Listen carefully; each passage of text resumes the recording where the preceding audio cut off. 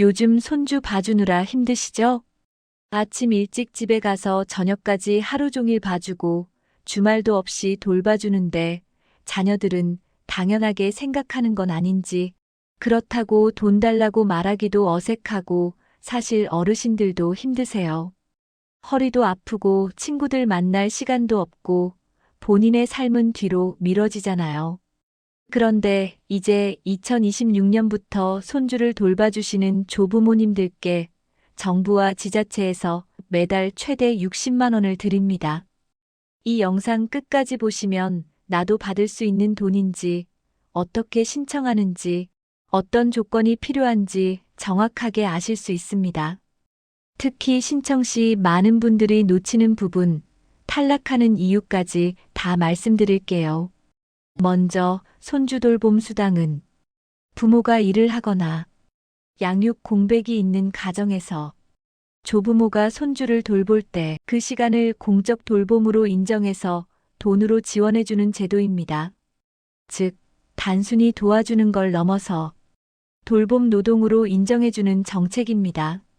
엄마 아빠 둘 다 일하니까 아이를 누군가는 돌봐줘야 하는데 어린이집은 시간이 안 맞고 아이돌봄 서비스는 비싸고 구하기도 어렵고, 그래서 결국 할머니, 할아버지가 나서시는 거죠. 통계를 보니 조부모가 손주를 주로 돌보는 가정이 전체의 30%가 넘더라고요. 그런데 지금까지는 이게 당연한 가족 내 도움으로만 여겨졌어요. 고생하시는 건 알지만 경제적인 보상은 전혀 없었던 거죠. 그래서 정부와 지자체에서 이제는 조부모의 돌봄도 제대로 된 노동으로 인정하고 수당을 드리기로 한 겁니다. 이 제도는 사실 2023년부터 서울, 광주 같은 일부 지역에서 먼저 시작했어요. 신청자는 폭발적으로 늘어났고요. 서울만 해도 시작한 지 3개월 만에 4천 명이 넘게 신청했고, 만족도 조사를 했더니 98%가 좋다고 답했답니다. 이렇게 반응이 좋았던 이유는 조부모들은 본인들의 노동이 인정받는 느낌에 뿌듯하고, 부모들은 마음의 빚을 조금이나마 갚는 느낌이 들어서죠. 그리고 실제로 한 달에 30만 원이면 용돈으로도 쓰실 수 있고, 아이 간식이나 필요한 물품 사는데도 부담이 덜하잖아요. 이런 좋은 반응 덕분에 2026년에는 제주도를 시작으로 경기도, 충청도, 전라도 등 더 많은 지역으로 확대됩니다. 그럼 이제 본격적으로 우리 가족이 받을 수 있는지 확인해 볼게요. 첫 번째, 손주 나이가 중요해요. 만 2세부터 만 4세 미만, 정확하게는 생후 24개월부터 47개월까지예요. 너무 어리거나 이미 유치원 다니는 나이면 해당이 안 돼요. 두 번째는 가정소득이 기준 중위소득 150% 이하여야 해요. 4인 가족 기준으로 월 소득이 대략 730만 원 정도까지예요. 맞벌이 가정이면 이 기준이 조금 완화될 수도 있으니 확인해 보세요. 세 번째, 맞벌이 가정, 한부모 가정, 다자녀 가정, 장애 부모가 있는 가정처럼 양육 공백이 발생하는 가정이어야 해요. 부모 중 한 명이 집에서 아이를 볼 수 있으면 지원 대상이 아니에요. 네 번째가 제일 중요한데요. 조부모가 한 달에 최소 40시간 이상 손주를 돌봐야 해요. 하루에 4시간까지만 인정되고요. 그러니까 하루에 종일 봐주셔도 4시간으로만 계산돼요. 그래서 주 3회 정도는 꾸준히 봐주셔야 한 달 40시간이 채워지는 거죠.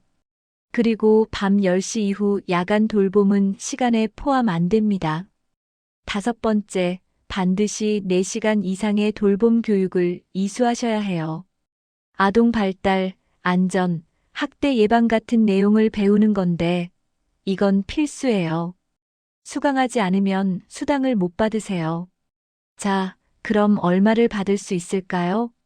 손주 한 명을 돌보면 월 30만 원이에요. 2명이면 45만 원, 3명 이상이면 최대 60만 원까지 받을 수 있어요. 많은 분들이 60만 원이라는 숫자를 듣고 기대하시는데 이건 최대 금액입니다. 손주가 여러 명일 때 받을 수 있는 거죠. 그리고 지역마다 조금씩 달라요. 서울은 36개월까지만 지원하고 경기도 일부 지역은 48개월까지 지원해요.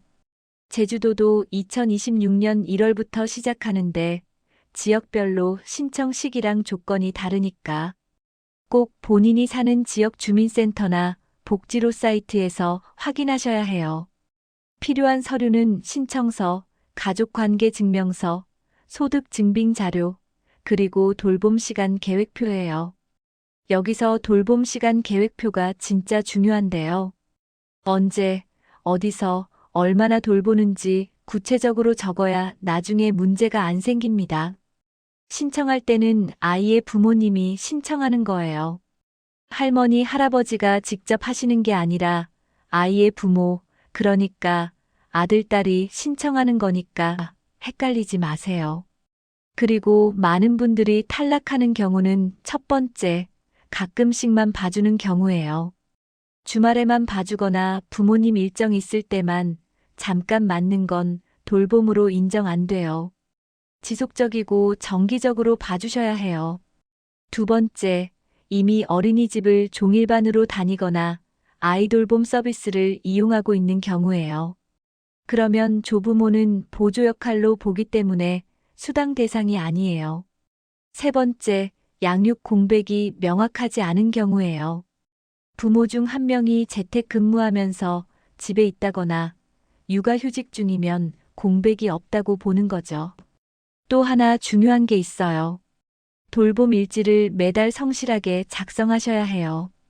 그냥 형식적으로 쓰시면 안 되고요. 실제로 어떤 활동을 했는지, 몇 시부터 몇 시까지 봐주셨는지 기록하셔야 해요. 일부 지역에서는 QR코드로 출퇴근 찍듯이 돌봄 시작과 끝을 기록하기도 해요. 그리고 지자체에서 한 달에 몇 번씩 확인 연락이 올 수 있어요. 전화로 확인하거나 때로는 영상통화로 실제 돌봄이 이루어지는지 체크하는 거죠. 이거 3번 이상 거부하면 지원이 중단될 수 있으니 꼭 협조하셔야 합니다. 여기서 또 하나 많이 하시는 질문. 할머니, 할아버지 둘 다 받을 수 있나? 아닙니다. 한 가정당 한 분만 신청 가능해요. 주로 돌봄을 많이 하는 분 한 분을 지정하셔야 해요. 그리고 조부모가 아니라 이모, 삼촌, 고모 같은 친인척도 가능합니다.